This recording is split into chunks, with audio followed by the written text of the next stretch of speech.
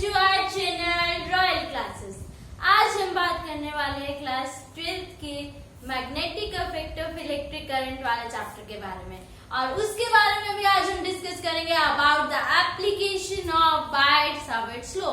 हम लोगों ने डिस्कस किया था about the Biot Savart law. Biot Savart law क्या था, और अब हम लोग बात करेंगे उसकी एप्लीकेशन की। मतलब बायट-सावर्त लॉ पढ़ तो लिया, पर उसका कोई यूज है या नहीं है। भाई कोई चीज पढ़ना तो सिखा रहे हो आप, उसका अगर यूज ही नहीं बताया तो उस चीज को पढ़ने का मतलब ही क्या बनता है। ऐसा ही लगता है ना प्लान दिमाग में। तो अभी हम लोग वही पढ़ने वाले हैं कि उस बायट-सावर्त लॉ के एप्लीकेशन है। दैट्स व्हाई हमने बायट-सावर्त लॉ पढ़ा, और उसकी एप्लीकेशन मतलब हमारे लाइफ के अंदर जो यूजफुल चीजें उसके बारे में हम लोग डिस्कस करेंगे। तो आज की जो फर्स्ट एप्लीकेशन है वो है मैग्नेटिक फील्ड फाइंड आउट करना due to a straight conductor carrying current. हमारे पास हर जगह स्ट्रेट कंडक्टर होता है और उसके अंदर कुछ ना कुछ करंट कैरिंग है, क्योंकि हम लोग ले रहे हैं दिस इज अ कंडक्टर। उस कंडक्टर के अंदर we have to find out the magnetic field. Yes, हमने बात करनी है अबाउट द मैग्नेटिक फील्ड। तो बात हम लोग करते हैं किसकी, मैग्नेटिक फील्ड की, due to a straight conductor. तो ये हमारी पहली एप्लीकेशन होती है बायट-सावर्त लॉ की। ऐसे हम लोग कई एप्लीकेशंस को पढ़ने वाले हैं जो हमारी डेली लाइफ में आपकी यूज होने वाली है। तो वीडियो को लास्ट तक देखना, चैनल को लाइक शेयर एंड सब्सक्राइब करना बिल्कुल भी नहीं भूलना। स्टार्ट करते हैं हमारा आज का टॉपिक। सबसे पहले हम कंसीडर करेंगे, क्योंकि हम लोग लेके चल रहे हैं करंट कैरिंग कंडक्टर। हमने कंसीडर किया कि कंसीडर अ कंडक्टर, एक कंडक्टर है हमारे पास, कंसीडर कर लिया हमने, जो क्या है कंडक्टर, एक्स वाई लेंथ का है, मतलब एक्स वाई है। Consider a conductor X Y having length having current. सबसे पहले हम बोलेंगे कि इसके अंदर एक करंट है, क्योंकि करंट कैरिंग कंडक्टर लेके चल रहा है। हैविंग अ करंट आई है from direction X to Y. हमने डायरेक्शन भी ले ली कि डायरेक्शन उसकी क्या है, फ्रॉम एक्स टू वाई। ठीक है, उसके बाद हमने क्या कहा, हमें चाहिए इसकी वजह से मैग्नेटिक फील्ड। तो हम क्या कहते हैं, आसपास में अगर हम मैग्नेटिक कंपास रख रहे थे तो डिफ्लेक्शन हो रहा था। It means it shows that there is some magnetic field. तो यहाँ पे हमें अब इस पी पॉइंट पर कोई ना कोई मैग्नेटिक फील्ड आ रहा है। We have to find out the magnetic field at point P. सबसे पहली बात हमने कंसीडर कर लिया।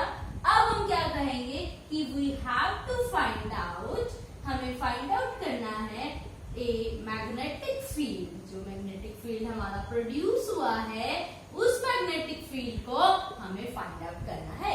We have to find out the magnetic field at point P. अब पॉइंट पी किसी ना किसी डिस्टेंस पे होगा, वो भी हमें बताना पड़ेगा।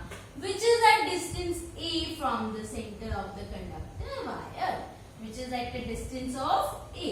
कितने डिस्टेंस पे है वो, ए डिस्टेंस पे हमारे पास प्लेस है, ए डिस्टेंस पे प्लेस है। ठीक है, अब क्या कहा, अब हमारा बायट-सावर्त लॉ की एक ही मेन थिंग थी, भाई ये स्मॉल करंट एलिमेंट के लिए लगेगा, अदरवाइज लगेगा ही नहीं।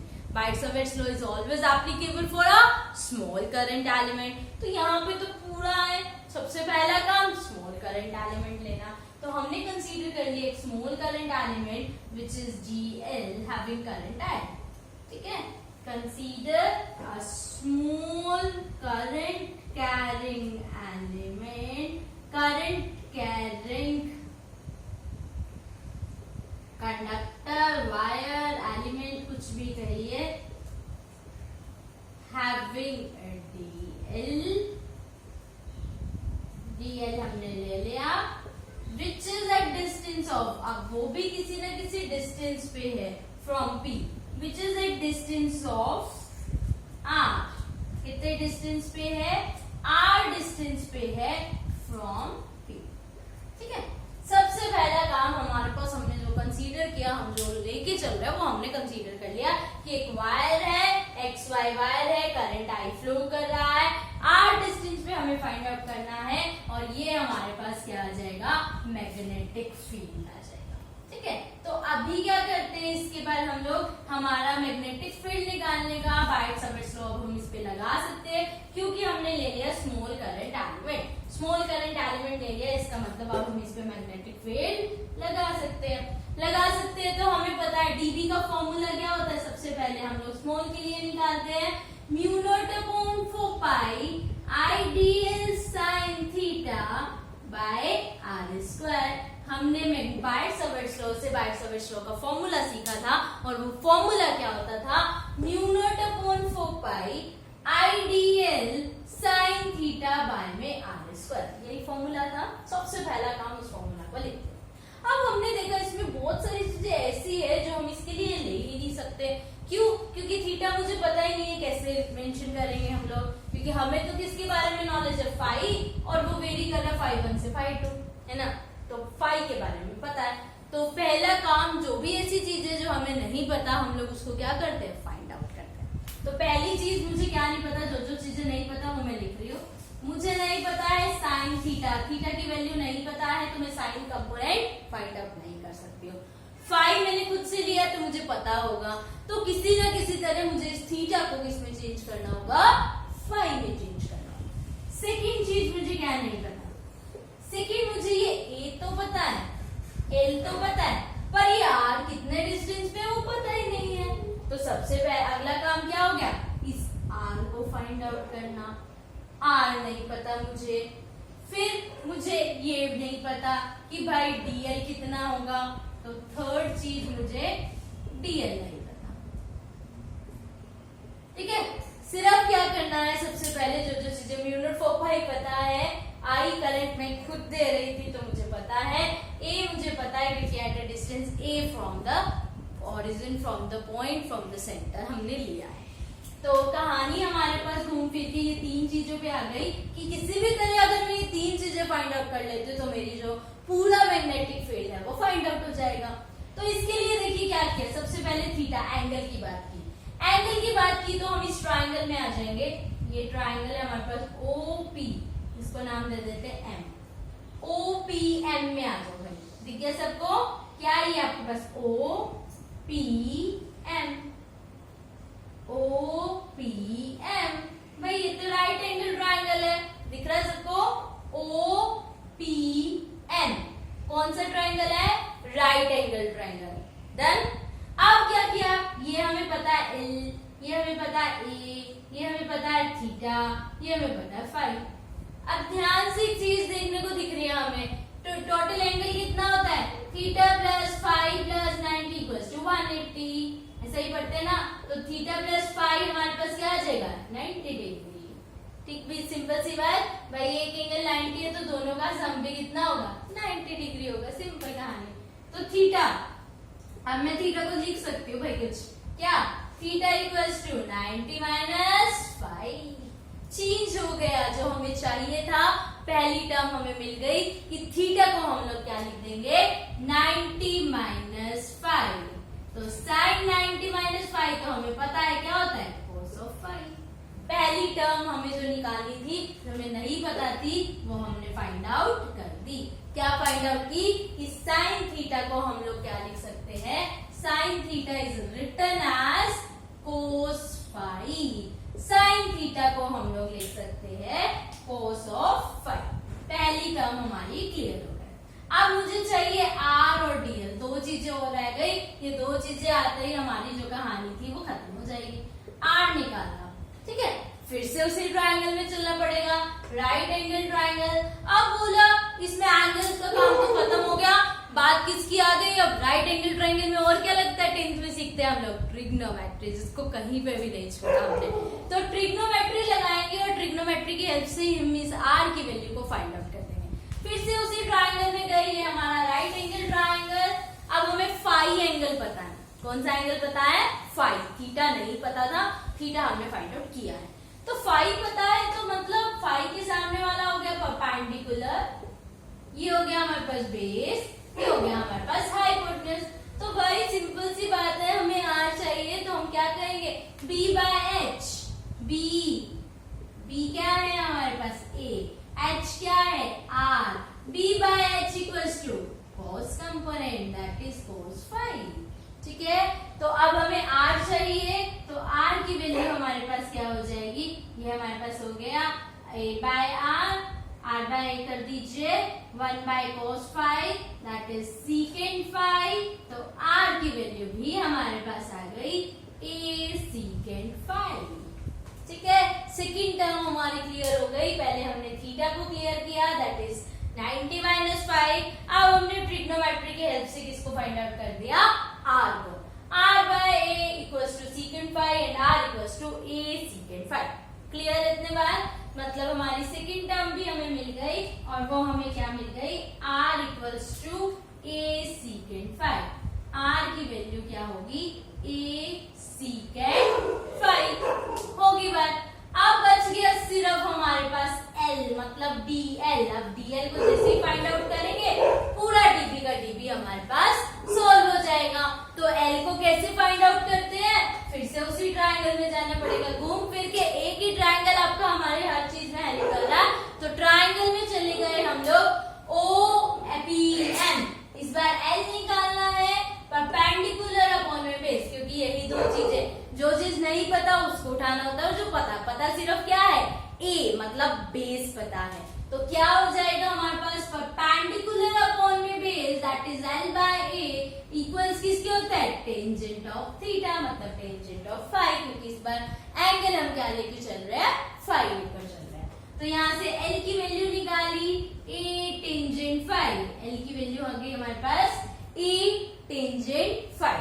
अब चाहिए क्या, dl चाहिए, डेरिवेटिव चाहिए। तो डेरिवेटिव निकाल दो, dl equals to a tangent phi का डेरिवेटिव क्या सीखते हैं, secant square phi d phi. याद है ना सबको, टेंजेंट फाई का डेरिवेटिव क्या होता है, secant स्क्वायर फाई। यहाँ से हमारी एक और प्रॉब्लम खत्म हो गई। हमें चाहिए था थीटा, हमें चाहिए था dl, हमें चाहिए था r, और हमने तीनों चीजों को फाइंड आउट कर दिया।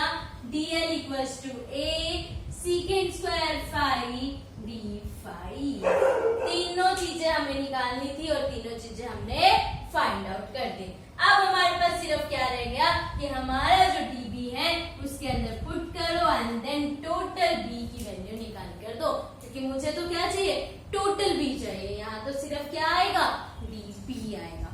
तो पुट करते स्टार्ट करते, सबसे पहले dB equals to mu naught upon 4 pi I dl। dl की वैल्यू क्या है, a secant square phi d phi. Sine of theta, sine theta क्या है हमारे पास, cos of phi. Sine theta क्या है, cos ऑफ फाई। फिर क्या है, r का स्क्वायर, r हमारे पास क्या है, a square secant square phi d phi. secant square phi इस साइड में हो गया।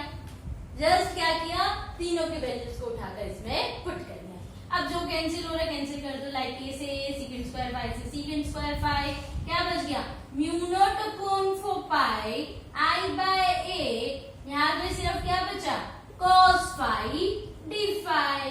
किसकी वैल्यू आई है, dB की। निकालना क्या है, मैग्नेटिक फील्ड। मतलब ऐसा तो नहीं बोलो स्मॉल के लिए निकालो, टोटल के लिए निकालना है। तो टोटल के लिए जब भी डेरिवेटिव आ जाए निकालना पड़े तो क्या करना पड़ता है, इंटीग्रेट ऑन बोथ साइड, दोनों साइड पे इंटीग्रेट कर देंगे। तो dB का इंटीग्रेशन तो हमें पता है b ही होगा।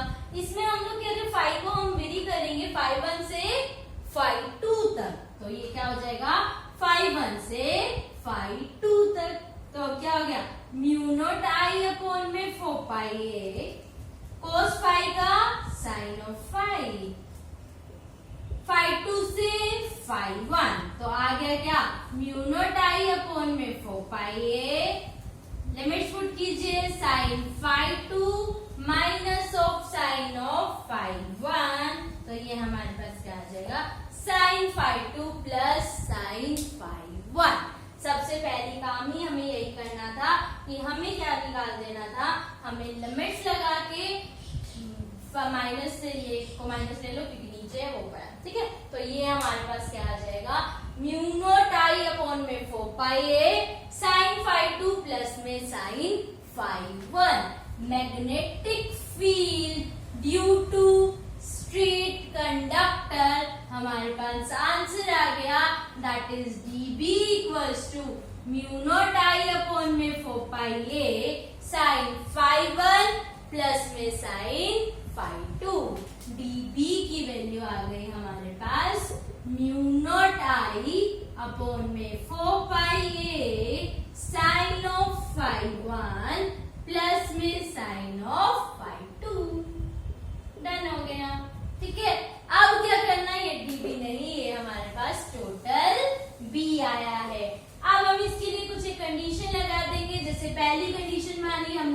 कि जो भी हमारे पास वायर है, wire is of infinite length, wire हमारे पास किसकी है, इनफिनाइट लेंथ की है। इनफिनाइट लेंथ की होने के साथ साथ जो हमारा φ1 और φ2 है वो दोनों हमारे पास कितना एंगल बना रहा है, 90 डिग्री। φ1 और φ2 दोनों क्या बना रहा है, 90, इनफिनाइट लेके चले। तो जब हम ऐसा केस लेके चले तो b की वैल्यू क्या आ जाएगी, म्यू नॉट आई अपॉन में 4 पाई ए साइन 90 प्लस में साइन 90। साइन 90 की वैल्यू 1, 1 प्लस 1 क्या हो जाएगा 2, तो म्यू नॉट आई अपॉन में 4 पाई ए इंटू में 2 कैंसिल होकर आंसर आ गया म्यू नॉट आई 2 पाई ए। ठीक बात। तो पहला हमने यही लेके चले कि भाई अगर इनफिनाइट लेंथ की होगी तो क्या होगा। दूसरी कंडीशन में क्या लेके चलेंगे भाई, फाइनाइट लेंथ की होगी तो हमारे पास क्या कंडीशन आ जाएगी। तो सेकंड केस में हमने क्या ले लिया कि हमारे पास फाइनाइट लेंथ की है और जिस पॉइंट पर हमें निकालना है वो क्या है, नियर द एंड, किसी भी एक एंड के पास है, एक्स या वाई के पास है। ठीक है। तो अगला केस आ गया कि जो वायर है वो वायर हमारे पास किसकी है, फाइनाइट लेंथ की है। फाइनाइट लेंथ के होने के साथ साथ उसके अंदर क्या है, एक एंड के पास है, एक्स और वाई किसी के भी पास हो सकता है। तो पुट किया म्यू नॉट आई अपॉन में 4 पाई ए साइन ऑफ थीटा की φ1 की जगह आ गया साइन 0 डिग्री। क्यों, क्योंकि एक जो है वो बिल्कुल उसके पास है, मतलब उसी डायरेक्शन में है, तो हमारे पास क्या आ जाएगा साइन 0 डिग्री और दूसरा हमारे पास क्या हो जाएगा उसके परपेंडिकुलर, मतलब साइन 90। तो म्यू नॉट आई अपॉन में 4 पाई ए साइन 0 1, 1 प्लस 0 मतलब आ गया म्यू नॉट आई अपॉन में 4 पाई ए। ठीक है। तो ये हमारे पास क्या था, first application of Biot Savart's law, that is magnetic field due to straight conductor. ठीक है। इसको बहुत अच्छे से देखना है और साथ ही साथ इसको नोट डाउन करना नहीं भूलना और चैनल को लाइक शेयर एंड सब्सक्राइब करना तो बिल्कुल भी नहीं भूलना। Thank you.